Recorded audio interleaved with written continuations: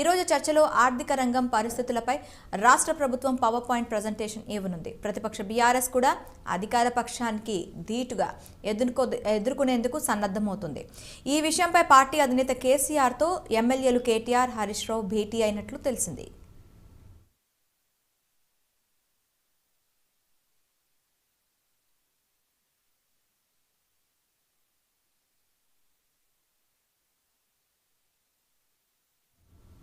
Telangana assembly సమావేశాలు ప్రారంభమయ్యాయి. Live లో వీక్షిద్దాం. House that Shri Akbaruddin Owaisi MLA has been recognized as a floor leader of All India Majlisi Ittihadul Muslimin AIMIM legislative party in the Telangana Legislative Assembly as per the communication received by me from the General Secretary AIMIM party. I am to announce to the House that Sri Kunamaneni Sambashivarao MLA has been nominated as leader of Legislative Party of Communist Party of India in the Telangana Legislative Assembly as per the communication received by me from the State Secretary CPI.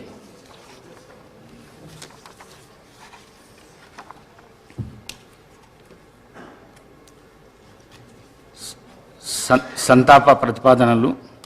Medak జిల్లాలోని పూర్వ రామాయణపేట శాసనసభ నియోజకవర్గం మాజీ శాసనసభ్యులు శ్రీ రామన్న గారి శ్రీనివాసరెడ్డి గారి మృతి పట్ల ఈ సభ తీవ్ర సంతాపాన్ని వ్యక్తం చేస్తూ శోకార్దులైన వారి కుటుంబ సభ్యులకు తన ప్రగాఢ సానుభూతి తెలియజేస్తున్నది.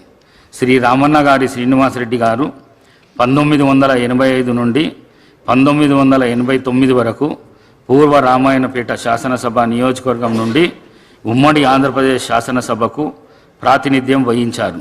వీరు 1971 చేకుంట ఉప సర్పంచ్గా తన రాజకీయ జీవితాన్ని ప్రారంభించారు. రెడ్డిపల్లి ప్రాథమిక వ్యవసాయ సహకార సంఘానికి చైర్మన్గా ఏకగ్రీవంగా ఎన్నికయ్యారు. వీరు తమ నియోజకవర్గ అభివృద్ధికి ఎనలేని కృషి చేశారు. వీరు 2023 సెప్టెంబర్ 21వ తేదీన మరణించారు. వీరి వయస్సు 75 సంవత్సరాలు.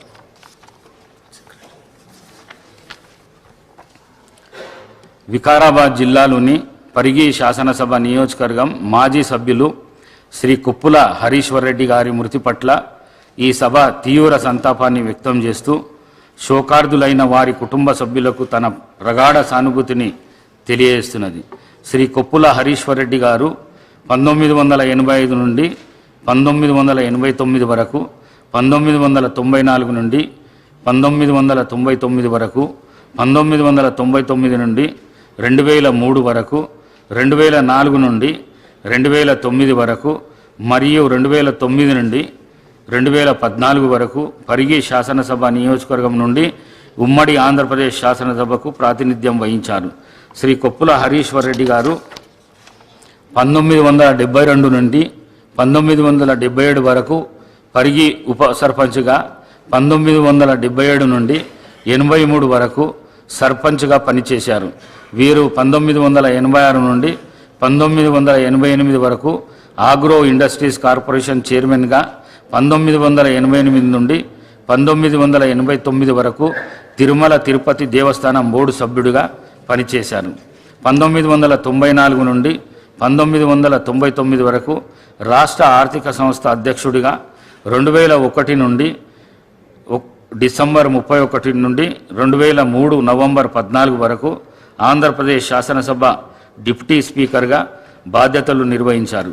వీరు నిత్యం ప్రజల్లో ఉంటూ తమ నియోజకవర్గ అభివృద్ధికి ఎనలేని కృషి చేశారు.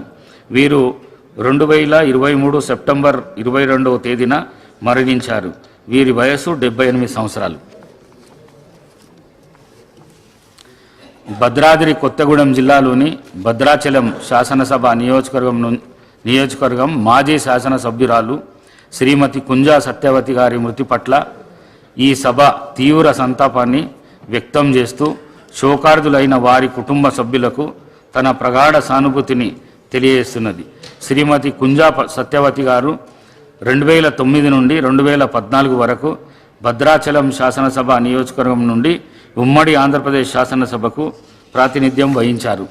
వీరు 1988 నుండి 1994 వరకు ఐద్వా భద్రాచలం డివిజన్ సెక్రటరీగా, 1994 నుండి 2000 వరకు రాష్ట్ర జాయింట్ సెక్రటరీగా, 2000 నుండి 2005 వరకు భద్రాచలం ఎంపీపీగా, 2006 నుండి 2008 వరకు ఐద్వా సెంట్రల్ కమిటీ మెంబర్గా పనిచేశారు. వీరు తమ నియోజకవర్గ అభివృద్ధికి ఎనలేని కృషి చేశారు. వీరు 2023 అక్టోబర్ 16వ తేదీన మరణించారు. వీరి వయస్సు 52 సంవత్సరాలు.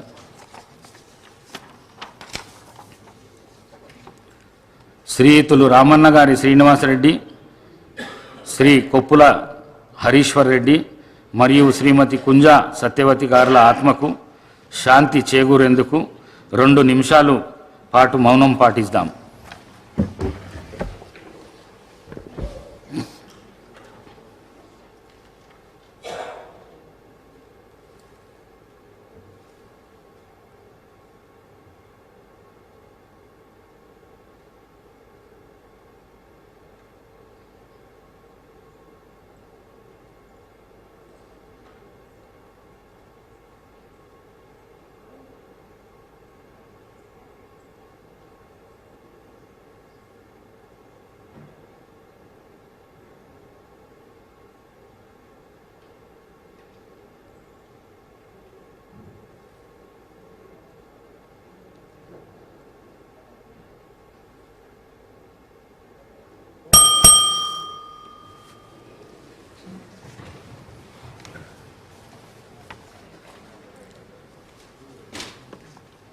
సభ్యులకు ఒక విజ్ఞప్తి. సాధారణ ఎన్నికల తర్వాత ఏర్పడిన ఈ 3వ శాసనసభ గతంలో అనేక పర్యాయాలు ఎన్నుకోబడి విశేష అనుభవం గడించిన వారితో పాటు 57 మంది కొత్తగా శాసనసభకు ఎన్నుకోబడిన వారు కూడా ఉన్నారు. అలా ఈ శాసనసభ పాత కొత్త కలయిక. ఒక సభ్యుడు ఉపన్యాసించేటప్పుడు ఇతర సభ్యులు వారికి ఆటంకం కలిగించకుండా, వ్యాఖ్యానాలు రన్నింగ్ కామెంటరీలు చేయకుండా సావధానంగా ఆలకిస్తే ఒక అర్థవంతమైన చర్చ జరిగే ప్రజలకు ఒక మంచి సందేశాన్ని ఇచ్చిన వారం అవుతాము. అంతేకాకుండా అనుభవజ్ఞులైన సభ్యులు ప్రసంగాలు కొత్తగా ఎన్నిక కాబడిన సభ్యులు పరిణితికి ఉపయోగపడే విధంగా ఉంటాయి. దయచేసి ఈ సూచనలు సభ్యులందరూ గమనించి సభకు సభాపతికి సహకరించి ఈ సభ హుందాతనాన్ని గౌరవాన్ని సంరక్షించవలసిందిగా కోరుతున్నాను. Short discussions on Telangana state finances white paper. Deputy CM Shri Bhatti Vikramarka గారు ఓపెనింగ్ రిమార్క్స్.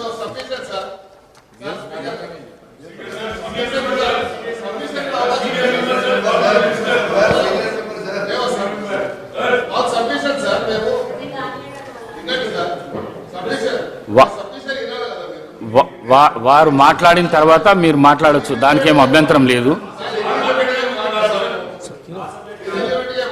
డిప్యూటీ సీఎం గారు.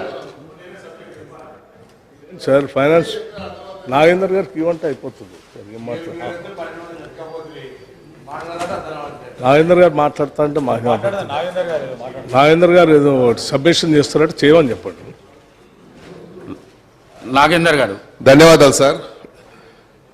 డిప్యూటీ సీఎం గారు కూడా మీ తరఫున ధన్యవాదాలు తెలియజేసుకుంటూ, సార్ ఇప్పుడు మీరు చెప్పారు చర్చలన్నీ కూడా అర్థవంతంగా జరగాలని, ఒక నిర్మాణాత్మకమైనటువంటి సజెషన్స్ రావాలని కోరడం జరిగింది. అయితే ఎప్పుడైతే ట్రెజరీ బెంచ్ నుంచి ప్రొవకేషన్స్ వస్తాయో అప్పుడే ఇక్కడ నుంచి రియాక్ట్ అవుతారు.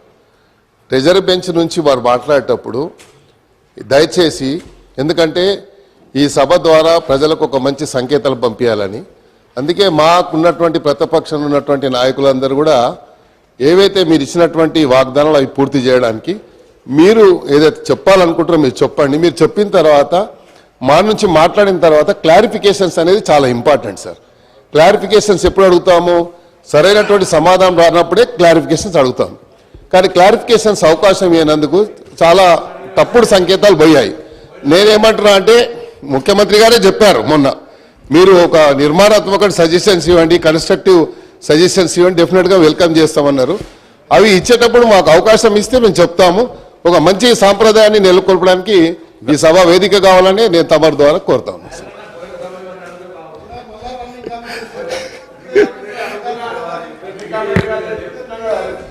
డిప్యూటీ సీఎం అధ్యక్ష,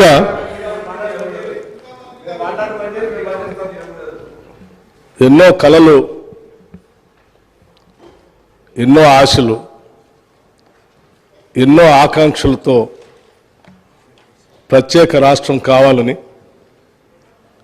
ఈ ప్రత్యేక తెలంగాణ రాష్ట్రంలో ఉన్నటువంటి ప్రజల జీవితాలన్నీ కూడా మార్పు చెందాలని, నిధులు నీళ్లు నియామకాలు ఆత్మగౌరవంతో కూడినటువంటి తెలంగాణ రాష్ట్రం ఏర్పడాలని, అందులో అందరూ అభివృద్ధి చెందాలనేటువంటి ఆశతో తెచ్చుకున్న తెలంగాణ రాష్ట్రం ఒక దశాబ్ద కాలం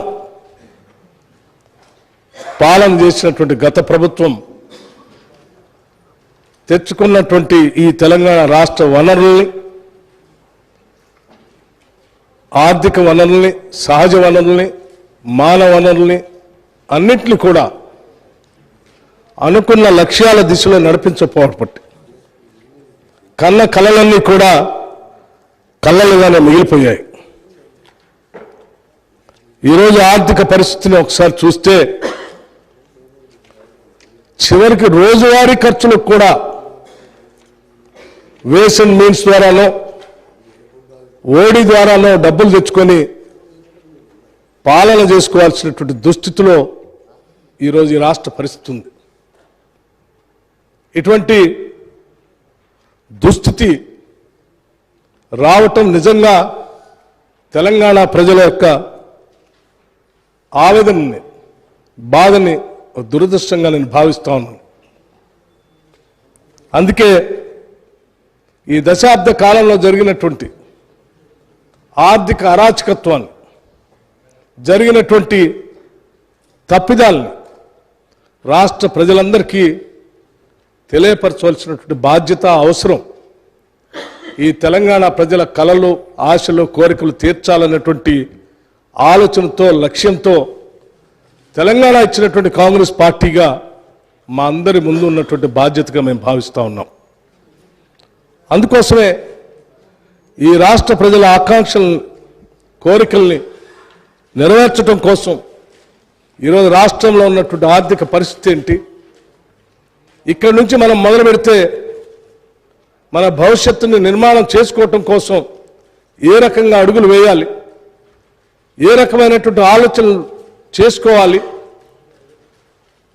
అని ఈ పవిత్రమైనటువంటి శాసనసభలో వాస్తవ పరిస్థితులన్నింటినీ ఈ సభ దృష్టికి, సభ ద్వారా రాష్ట్ర ప్రజలకు కూడా తెలియజెప్పి ఇక్కడ నుంచి కొత్త జీవితాన్ని, మార్పును కోరుకుంటూ ఒక అద్భుతమైనటువంటి ప్రజలు ఇచ్చినటువంటి తీర్పుకి సహేతుకమైనటువంటి పాలన అందించాలన్నటువంటి ఆలోచనతోనే ఈరోజు ఈ శ్వేతపత్రాన్ని, రాష్ట్ర ఆర్థిక పరిస్థితులపైన ఉన్నటువంటి మొత్తం విషయాల్ని కూలంకషంగా శ్వేతపత్రం రూపేణ ఈ సభలో ప్రవేశపెడుతూ మీ ద్వారా గౌరవ శాసనసభ్యులందరినీ, ముఖ్యంగా ప్రతిపక్షాలకు సంబంధించినటువంటి శాసనసభ్యులను కానీ, ఈ సభలో రాష్ట్ర ప్రజల ఆకాంక్షలు నెరవేర్చాలనేటువంటి ఆలోచన కలిగిన ప్రతి సభ్యుడికి తెచ్చుకున్న తెలంగాణ రాష్ట్రం ఈ భారతదేశంలోని అద్భుతమైనటువంటి పురోగతి సాధించడం కోసం మనందరం ప్రయత్నం చేయాలనే ఆలోచన కలిగిన ప్రతి సభ్యుడికి మీ ద్వారా నేను విజ్ఞప్తి చేస్తా ఉన్నాను. మేము ఈ సభలో ఇచ్చేటువంటి ఈ వైట్ పేపర్ని, శ్వేతపత్రాన్ని సంపూర్ణంగా అవగాహన చేసుకొని, అర్థం చేసుకొని, భవిష్యత్తు కోసం, ఈ రాష్ట్ర ప్రజల అందరి అభివృద్ధి కోసం సహేతుకమైనటువంటి సలహాలు సూచనలు కూడా ఇస్తారని నేను ఆశిస్తూ ఈ short discussion white paper and finances పైన చర్చ మొదలు పెట్టవలసిందిగా మీ ద్వారా విజ్ఞప్తి చేస్తా ఉన్నాను. Thank you. Now, short discussions. Sri T. Harish Rao garu. ఇది ఇచ్చి 2 నిమిషాలు కూడా కాదు కదా అధ్యక్ష.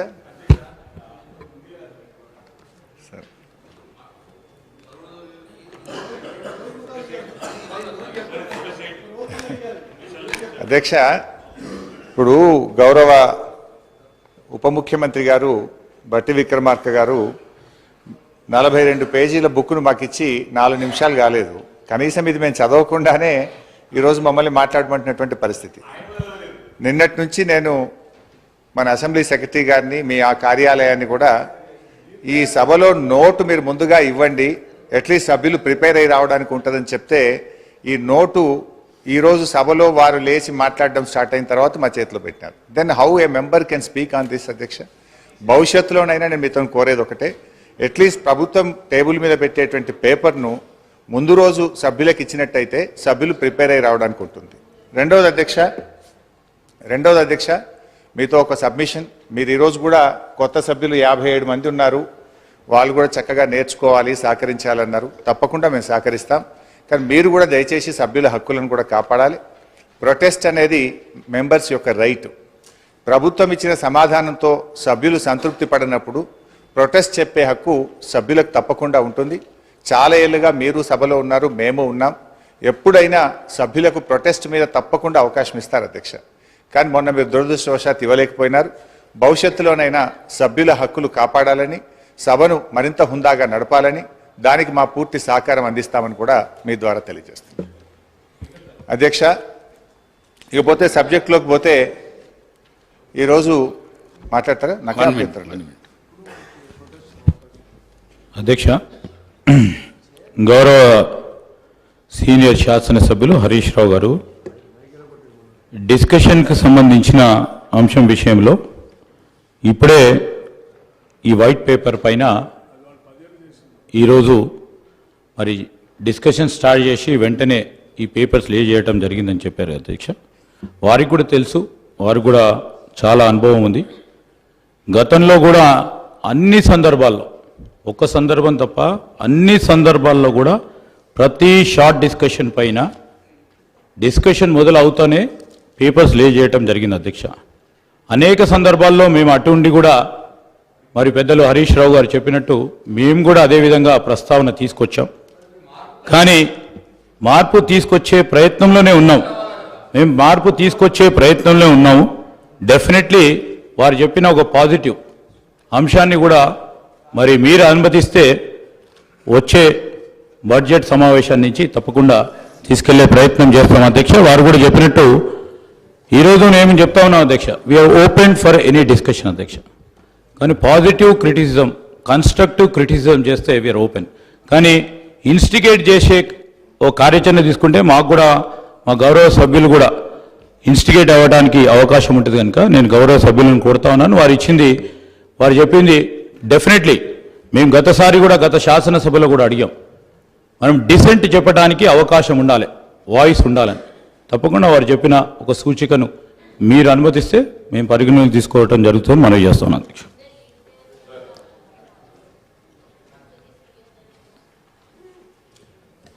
Honorable Speaker, sir. Sir, I thank you very much for giving me the opportunity, sir. Sir, I would like to make a small request. I know what Honorable Legislative Affairs Minister Saab has just mentioned about laying of a statement by the government for the short discussion. But as we all know that this is a very important subject, and we have to read so many pages, sir. It's almost some 40 pages of book. So through you, I just want to make one request, because we can have a fruitful discussion, we can have a good discussion, and we can also come up with good suggestions as a constructive opposition. If you could give us a tea break of at least 40 minutes or an hour, I'll be very thankful to you, sir, we will be able to read this, sir. Sir, without reading this, if I have to come and talk, sir, I have been an old member. In the month of August, we had an assembly session, and in the August month, all the details were laid on the table of the House, then House, sir. All the finances were also laid. So we will be talking about what was we informed in the month of August. We would like to talk on this book, sir. So I request, if everybody agrees, through you, I request the Honorable CM Saab also, Finance Minister Saab also, at least tea break for 1 hour, sir. Just 1 hour, at least 40 minutes, we can just read this and come up with good suggestions, sir. Thank you, sir.